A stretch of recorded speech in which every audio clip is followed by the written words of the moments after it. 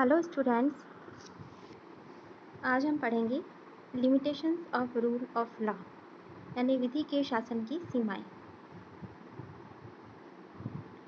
इसमें हम ये देखेंगे कि डाइसी ने यूनाइटेड किंगडम को लेकर के ये बताया था कि वहाँ पर विधि का शासन है और विधि के शासन की उसने मुख्यतः 3 विशेषताएं बताई थी जो हमने पिछले व्याख्यान में पढ़ी। डाइसी की पहली मान्यता ये थी कि विधि सर्वोच्च है या विधि सर्वोपरि है और विधि का शासन इस बात के विरुद्ध है कि जो भी सरकारी अधिकारी हैं वो अपनी शक्तियों का बहुत व्यापक या स्वेच्छापूर्ण तरीके से या अपने विवेक के आधार पर उसका प्रयोग करें।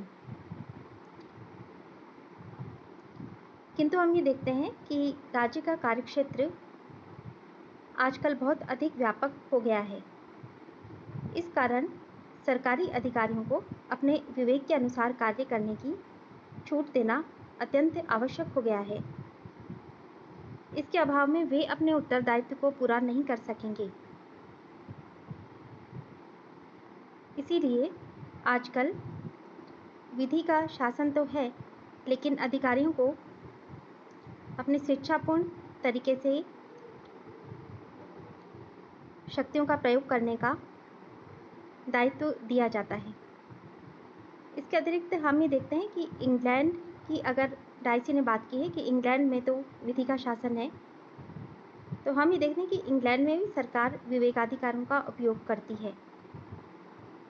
युद्ध काल में लोगों की संपत्ति वहाँ भी जब्त कर ली जाती है और शांति काल में भी किसी की भूमि या संपत्ति को हस्तगत किया जा सकता है ताकि उसका सार्वजनिक उपयोग किया जा सके। जेनिंग्स का ये कहना है कि विधि यदि सर्वोच्च है तो हम ये देखते हैं कि कई बार निरंकुश से निरंकुश शासक भी अपनी शक्तियाँ कानूनों से या विधि से ही प्राप्त करते हैं। इसका उदाहरण देते हुए उन्होंने कहा है कि लुई 14वां, नेपोलियन प्रथम, हिटलर और मुसोलिनी ने कई कानून बनाए जो बहुत अत्याचारी थे और उनके तहत लोगों को दंडित किया। तो क्या इस आधार पर हम ये मानकर चल सकते हैं कि उनके शासनकाल में कानून या विधि का शासन था? उनके कहने का अर्थ यह है कि कानून स्वयं भी तो अत्याचारी हो सकता है। इसके बाद हम ये देखते हैं कि डाइसी की दूसरी मान्यता यह है कि विधि के समक्ष सब समान हैं और दूसरी मान्यता में उन्होंने ये बताया था कि जैसे फ्रांस में प्रशासकीय विधि और प्रशासकीय न्यायालय अलग हैं, उस तरह ब्रिटेन में ये न्यायालय अलग नहीं है। ब्रिटेन में प्रधानमंत्री हो या टैक्स कलेक्टर हो, कोई भी बड़े से छोटा हो, सबके लिए एक ही तरह की विधि और एक ही तरह के न्यायालय हैं। लेकिन इस बात का भी खंडन किया गया है। ब्रिटेन में लोक सेवा अधिकारियों को कुछ सीमा तक विशेष स्थिति प्राप्त है। इंग्लैंड में 1882 में लोक अधिकारी संरक्षण अधिनियम पारित किया गया था। इसके अनुसार किसी सरकारी अधिकारी के विरुद्ध कोई भी कार्यवाही अगर की जानी है तो उसके द्वारा किए गए अपराध के 6 माह की अवधि के अंदर ही की जानी चाहिए, अन्यथा वह काल तिरोहित हो जाती है।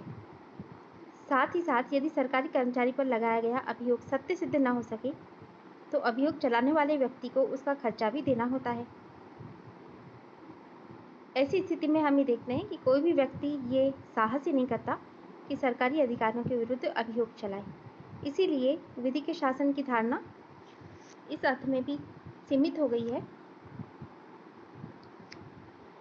दूसरा हम देखते हैं इसी पॉइंट में कि वर्तमान में ब्रिटेन में भी एक ही प्रकार की विधि और एक ही प्रकार के न्यायालय नहीं है। ब्रिटिश संसद ने राष्ट्रीय बीमा अधिनियम, मकान अधिनियम, किराया अधिनियम और सड़क यातायात अधिनियम आदि के रूप में कई कानूनों का निर्माण किया और इन कानूनों ने नागरिकों और विभागीय अधिकारों के जो संबंध हैं उनको एक विशेष दिशा प्रदान की है। और ये प्रशासनिक नियमों और प्रशासनिक न्यायाधिकरणों की ओर ही जाती है, अर्थात जनसाधारण के न्यायाधिकरण अलग और प्रशासनिक न्यायाधिकरण अलग होते जा रहे हैं। इन प्रशासनिक न्यायाधिकरणों द्वारा अर्धन्यायिक रूप में कार्य किया जाता है और अब इस बात को सभी पक्षों ने स्वीकार कर लिया है कि ये न्यायाधिकरण सामान्य न्यायालयों की अपेक्षा शीघ्रतापूर्वक और कम खर्च में कार्य करते हैं।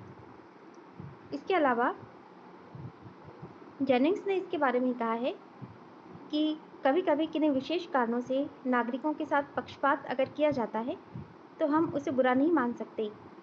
महिलाओं, बच्चों और पिछड़े वर्गों के लिए सरकार कुछ विशेष सुविधाएं जुटा सकती है।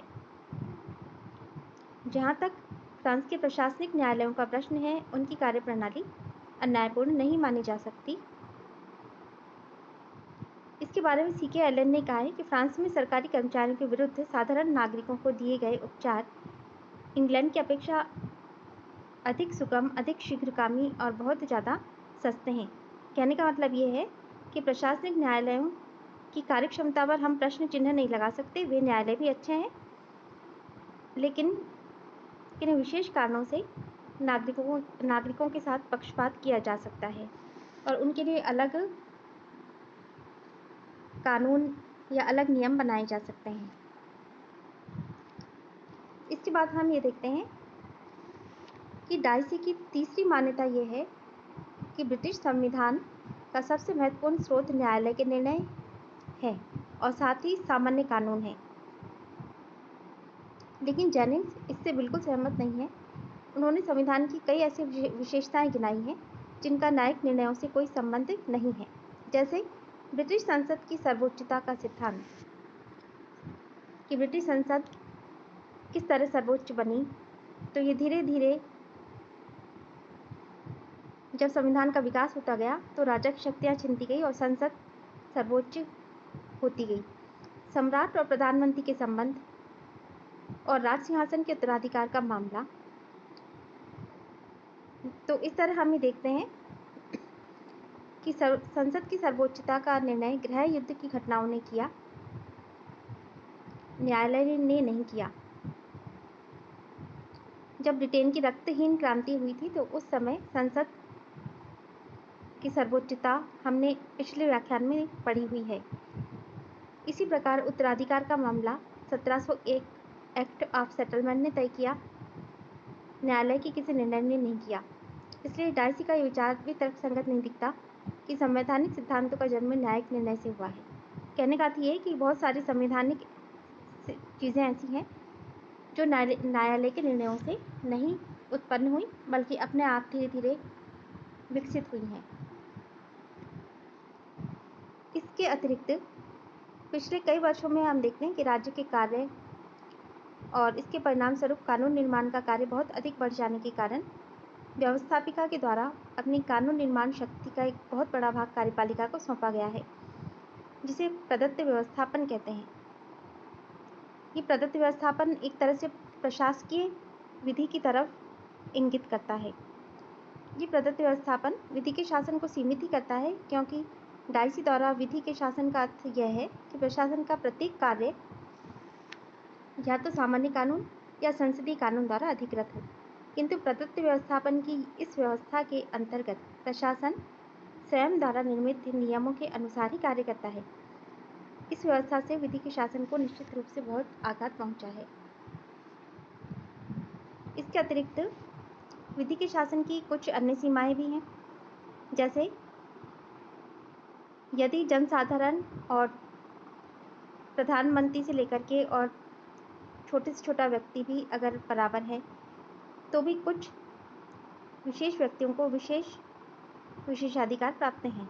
इंग्लैंड के सम्राट के विरुद्ध किसी भी न्यायालय में कोई भी अभियोग नहीं चलाया जा सकता और उसे कभी भी किसी न्यायालय के समक्ष पेश नहीं किया जा सकता। इस प्रकार सम्राट अपने विशेष अधिकारों का प्रयोग करने में स्वतंत्र है। इसके अलावा विधि का शासन विदेशी शासकों और राजदूतों पर लागू नहीं होता। देश के कानून का अगर वे उल्लंघन करें तो उन पर किसी साधारण न्यायालय में अभियोग नहीं चलाया जा सकता और न ही किसी विदेशी राज के विरुद्ध कानूनी कार्यवाही की जा सकती है। इसके अतिरिक्त गृह मंत्री को यह अधिकार है कि वह किसी भी विदेशी नागरिक को ब्रिटिश प्रजा होने का प्रमाण पत्र दे सकता है। किसी के प्रमाण पत्र को रद्द कर सकता है या अवांछित विदेशी को देश के बाहर निकाल सकता है। इन सब कार्यों के लिए उसके विरुद्ध कोई अभियोग नहीं चलाया जा सकता। सैनिक दल के सदस्यों पर सैनिक विधियों का नियंत्रण होता है और उनका अभियोग सैनिक न्यायालय में ही निर्णीत होता है। चिकित्सक सर्वसाधारण चिकित्सक परिषद के अधीन होते हैं और प्रतिष्ठित धर्म उपदेशक धर्मपरक न्यायालयों के। ये सभी तथ्य सामान्य कानून और सामान्य न्यायालयों के क्षेत्र को सीमित कर देते हैं, यानी कि इन लोगों के लिए अलग न्यायालय होते हैं। डाइसी की मान्यताओं का खंडन करने के पश्चात जेनिंग्स ने विधि के शासन में के 3 अर्थ प्रतिपादित किए। पहला तो ये कि विधि के शासन का मतलब यह है कि ऐसी संवैधानिक सरकार जो तानाशाही व्यवस्था से सर्वथा भिन्न हो।